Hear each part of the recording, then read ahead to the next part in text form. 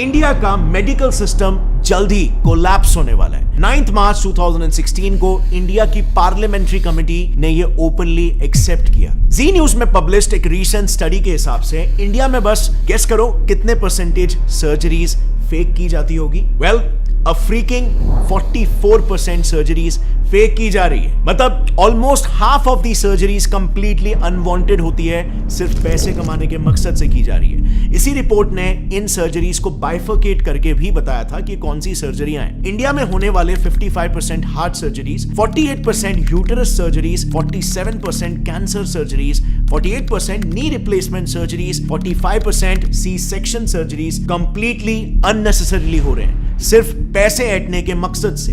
Reason सिर्फ और सिर्फ एक, कॉर्पोरेटाइजेशन ऑफ हॉस्पिटल्स, यानी कि हॉस्पिटल्स को भी कॉर्पोरेट कंपनीज की तरह टारगेट और प्रॉफिट सेंट्रिक बना देना। एक काफी इंटरेस्टिंग रिसर्च पेपर है जिसमें रिसर्चर्स ने महाराष्ट्र के टॉप हॉस्पिटल्स के 43 specialist doctors, senior government x officials और कॉर्पोरेट हॉस्पिटल्स के मैनेजर्स को तक इंटरव्यू किया, ताकि वो इन हॉस्पिटल्स में जो कंपनीज की तरह ही टारगेट बेस्ड स्ट्रक्चर चल रहा है उसे पब्लिकली एक्सपोज कर पाए। And the results were shocking. So, सबसे पहले तो सैलरीज की बात करते हैं।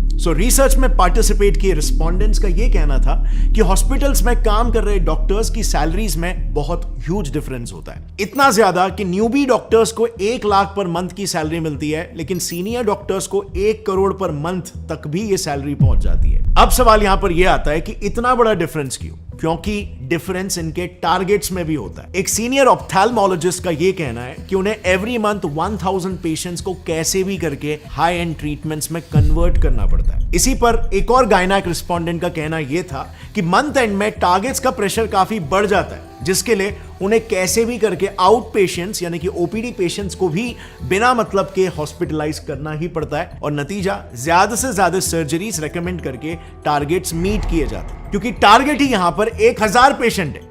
अब आप खुद ही सोचो, हर हॉस्पिटल में, हर डिपार्टमेंट, जैसे ऑप्थेल्मोलॉजी में ही ले लो, उसमें मिनिमम 5 से 6 डॉक्टर्स होते हैं और सबको सिमिलर टारगेट्स दिए जाते हैं। तो just imagine hospitals profit and our loss. And by the way, these targets are taken very seriously. उसी रिसर्च में कई सारे सीनियर डॉक्टर्स का यह कहना था कि अगर कोई डॉक्टर अपने टारगेट्स को लगातार 2 महीनों तक मिस करता है तो बिल्कुल कॉर्पोरेट्स जैसा ही उसको वर्बल वार्निंग मिल जाएगी या फिर एक मेमो दिया जाएगा, और उसके बाद भी अगर टारगेट्स मीट नहीं होते तो of course tata bye bye. So आप यहां पर देख सकते हो हॉस्पिटल इंडस्ट्री कैसे एक सर्विस इंडस्ट्री होनी चाहिए, जिसमें कस्टमर, पेशेंट टॉप प्रायोरिटी होना चाहिए, बट यहां पे प्रॉफिट टॉप प्रायोरिटी हो जा रहा है। और bye the way, in targets का ट्रैक भी हॉस्पिटल हायर्ड मैनेजमेंट प्रोफेशनल्स यानी कि एमबीएस, जो कि बड़े बड़े एमएनसीज में ऑपरेटिंग ऑफिसर्स, एग्जीक्यूटिव, सुपरवाइजर्स ऐसे काम करते हैं। ये लोग बकायदा डॉक्टर्स के इन टारगेट्स का ट्रैक रखते हैं, एंड ऑफ कोर्स यहां पर डॉक्टर्स भी उतने ही डेडिकेशन के साथ ये टारगेट्स को पूरा करते हैं, क्योंकि जैसे हमने देखा उनकी सैलरी बहुत ही हाई होती है। लेकिन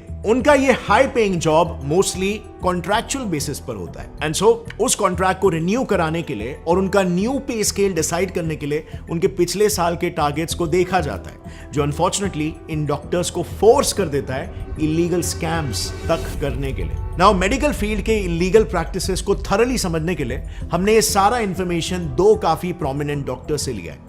पहला है Padma Bhushan and Padma Vibhushan awardee doctor BM Hegde, जो उन्होंने एक आर्टिकल लिखा था, उस आर्टिकल का रेफरेंस है। और दूसरा रेफरेंस हमने लिया है एक बुक से called Dissenting Diagnosis by doctor Arun Gadre and doctor Abhay Shukla. लेकिन काफी ढूंढने के बावजूद भी हमें ये बुक ऐसे पब्लिकली अवेलेबल नहीं मिली, लेकिन हमें बिजनेस इनसाइडर का एक आर्टिकल मिल गया जिसमें उस बुक के कुछ मेन एक्सर्प्ट्स अवेलेबल है। Starting with the first scam, जो इतना घिनौना है कि इंसानियत भी काइंड ऑफ शर्मा जाए। Keeping dead patients alive.